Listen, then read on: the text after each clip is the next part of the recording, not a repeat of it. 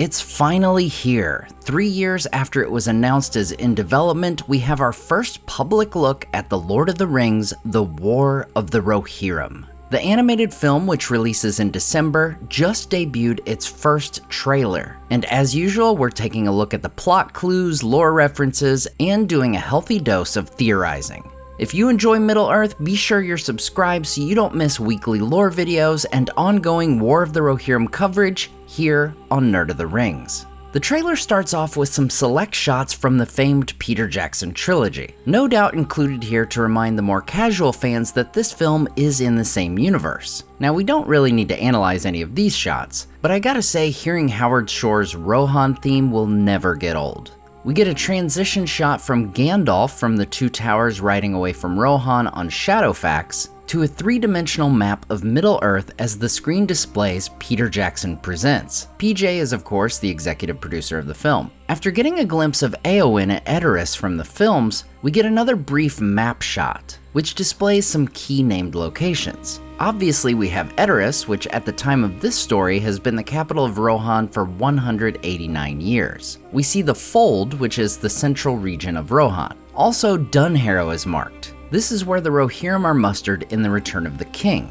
and where Aragorn departs for the Paths of the Dead.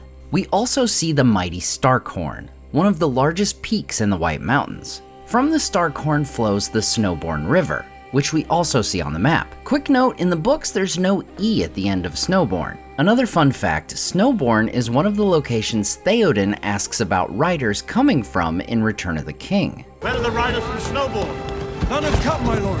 We see a couple more Two Towers shots as we get a welcome back to Middle-earth. Now, if it isn't already apparent, these shots we're seeing are highlighting the two main locations that will feature in the War of the Rohirrim, Edoras and Helm's Deep. We get a shot of Aragorn at the latter, which transitions to another map shot with a couple more notable locations. We see the West Emnet, which is a large grasslands region, and the West Fold, which hugs the White Mountains and contains places like Helm's Deep. Now we see the Hornburg, the actual fortress at Helm's Deep, is labeled here. While it is labeled here now, neither Helm's Deep nor the Hornburg are likely to be called such in most of the film. Both are named in remembrance of King Helm Hammerhand and the deeds he will do in the latter part of this story. We also see the Gap of Rohan, which lies between Helm's Deep and Isengard. This is where Boromir wants to travel in the Fellowship of the Ring, but Aragorn says it's too close to Isengard. We also just barely see the West March. This is where Freka, the early antagonist of the film, is from. Specifically, he is a lord around the lands of the Adorn River, which is this one right here. As the map zooms in toward the Hornburg, we get an eagle flying in as the visuals transition to anime. The eagle flies over the fortress and we can see it looks nearly identical to its film counterpart. One thing I noticed here is that the water culvert seems much higher up on the wall than we saw in the Two Towers. So perhaps there'll be enough structural damage in the battle to come that it'll be rebuilt. Or maybe the ground will change over the next 200 plus years. Speaking of which, we also got a voiceover from Éowyn talking about all Middle-earth being familiar with the War of the Ring, but before that there was an older tale. We next get on-screen text for director Kenji Kamiyama. And in case you're not familiar, some of his recent directorial and writing credits are Ghost in the Shell, Blade Runner Black Lotus, and the Star Wars Visions episode The Ninth Jedi. Fun fact, his earlier credits working in animation departments include things like Akira and Little Nemo. Behind this, we get a group of horsemen on a hilltop silhouetted in the moonlight. Now, I'm not 100% sure, but this might be Helm and his Rohirrim riders. We get a shot later on and Helm's helm does seem to have spikes on the side, but they might not be quite as pronounced as these, so perhaps this could be someone more sinister. The next shot is likely a group of Dunlendings standing outside the Hornburg, known at this time as the Soothburg. This is no doubt when the Dunlendings lay siege to the Soothburg, with Helm, his sons, and a good number of Rohirrim trapped inside. We see snow falling, which I think will be a big clue throughout this trailer as to what is earlier versus later in the story. Next, we see three Mumakil walking among a large group of people, and they've got lanterns upon the structures on their backs. The Mumakil, or Oliphants, come from the lands of Harad in the south. Some background info from the books here. During the time of this conflict in Rohan, Gondor is also experiencing war as they're attacked by both the Corsairs and the Haradrim. who assail all along the coast. Some of these enemies go as far north as the Eisen, which just so happens to be near where Freka and his son are from. These enemies of Gondor and Rohan would strengthen the Dunlendings under Freka's son Wolf, who we'll meet shortly. We next get a company of Rohirrim lined up ready for a charge. As we saw with previously released promo images, the aesthetics from the Peter Jackson films are carried over. As I can attest from painting my Middle-earth strategy battle game minifigures, these shields are definitely designs found in the films. In the foreground of this shot, we see one of the young men sitting by King Helm from the promo image. Given he is sitting closest to Helm, I'm guessing this is his eldest son, Haleth. Side note, Haleth was the name given to Hama's son in the Two Towers film, and Hama just happens to be the name of Helm's second son. Also, Haleth is the name of one of Tolkien's most awesome heroines from the Silmarillion. You should totally check out my video on her because, well, she's awesome. We next see 4 riders fleeing what appears to be Edoras burning. The tops of the buildings definitely have the Rohirric design elements. It's possible this could be another settlement of Rohan, but we will see Edoras ablaze later, so that's the smart bet. These could be the last survivors fleeing, or perhaps a group of Dunlendings pursuing those fleeing. We next hear Helm Hammerhand for the first time, voiced by the incredible Brian Cox. He yells "Arise" to the gathered Rohirrim and lifts his warhammer in the air. While he's never stated in the books to have carried an actual hammer, he is frequently depicted with one in artwork, adaptations, and, well, whatever you call Shadow of War. We then see a shot of the Rohirrim cheering/yelling and see shields with a sun design. At first I thought this was new, but spent a little time, maybe a lot, scrubbing through Rohirrim scenes, got sucked in and watched the Pelennor charge in full, then stumbled upon this dude at the Black Gate, who has the same sun design. Totally worth it. We then see a charge of Rohirrim's soldiers, presumably heading toward the invading Dunlendings in hopes of defeating them before they arrive at Edoras. Quick behind the scenes tidbit, we heard from earlier interviews that director Kamiyama sent animators to horse farms to film, ride, and be scared so that they could try to best capture the animals in animated form and pull off the huge number of horses needed for the film. Next is a shot of the Golden Hall of Meduseld, which looks just as it does in the previous films. The architecture and design are totally the same. Also, this structure to the side sure seems to have the same design as the bell tower we see in The Return of the King, in that cool silhouette shot before they leave Edoras.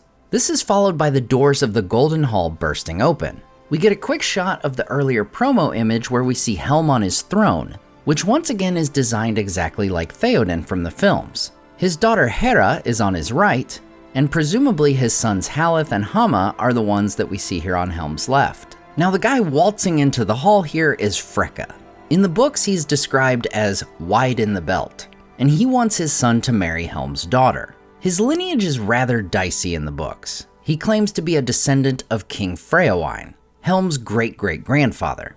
Either way, he also has Dunlending descent, hence the allegiance he gets from this realm that is often at strife with Rohan. In this very shot, we see Freka has blue markings on his face. While I don't think we see this in the films, John Howe has some excellent artwork of the Dunlendings where they have blue markings upon their face and bodies. No doubt this is an intentional connection as both John Howe and Alan Lee worked on this project.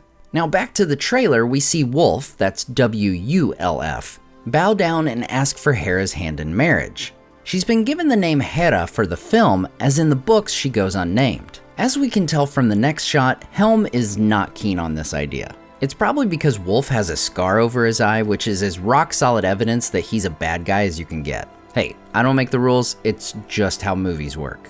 Now, an interesting difference here is that Helm's crown is quite different from the crown we see Theoden wear. This makes me wonder if something happens to the crown near the conclusion of the story. Or I wonder if perhaps they're going with a new crown being forged when a new line of the kings begins. Helm is of the first line of the kings of Rohan, whereas Theoden is of the second, meaning the kingship passed to a nephew rather than a son. It could be kind of a cool small detail if a new line gets a new crown. Next up, we have a wide shot of the interior of the Golden Hall as Wolf and Hera speak. And because we're obviously gonna go full nerd on the details here, the pillars and floor are designed just like the previous films, but the higher banners seem to be different. Also, behind the throne, the center banner seems to be different, and the two on the ends are actually swapped.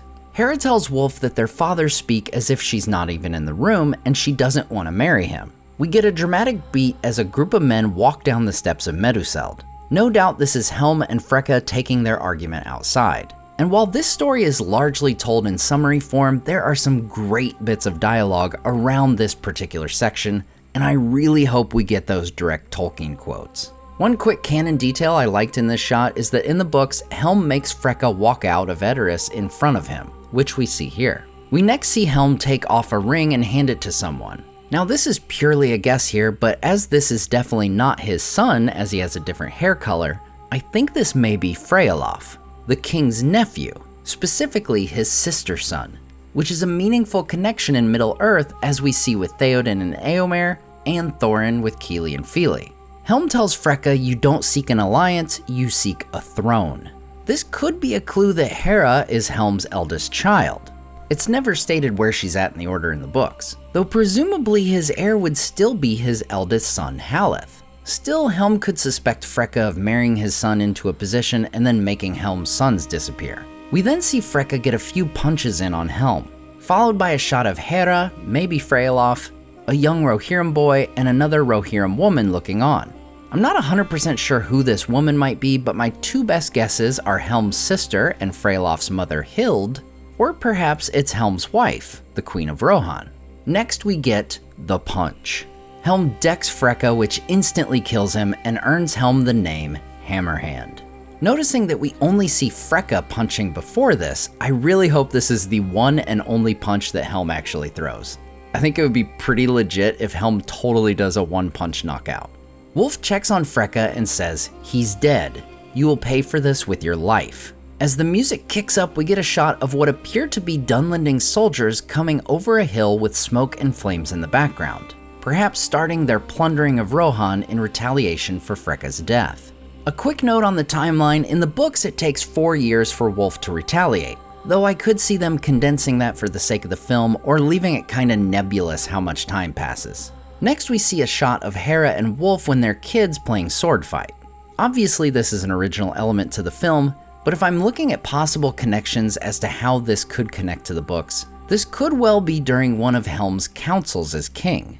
It's one such council where everything we just saw with Freka goes down, and the books indicate Helm called Freka to multiple such councils as one of the lords. So perhaps this is one of those points where the kids run off and play while the adults convene.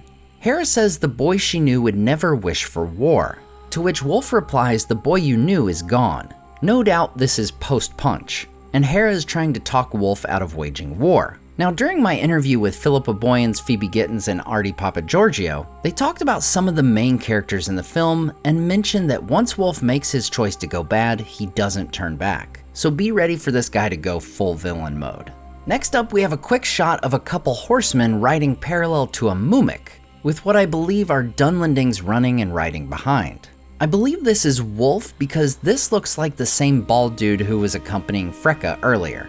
Maybe this is when they first encounter some Haradrim and decide to team up against Rohan. Next we get an archer with a fiery background yelling fire, as in arrows, not the literal fire. He appears to be on the wall of Edoras, judging by the outline of the wood behind him. This is followed by Dunlendings firing arrows presumably at Edoras. We then get a shot of Hera standing in front of Meduseld as she is joined by another woman.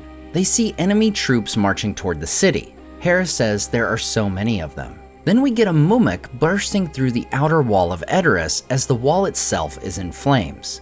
We then hear Hera pledging to fight for her king as she rides her horse into Edoras. The next shot shows her opening the doors, and while it's edited to look like the same sequence, Hera has a different outfit on here. I'm pretty certain these are the same doors Aragorn opened so fabulously at Helm's Deep.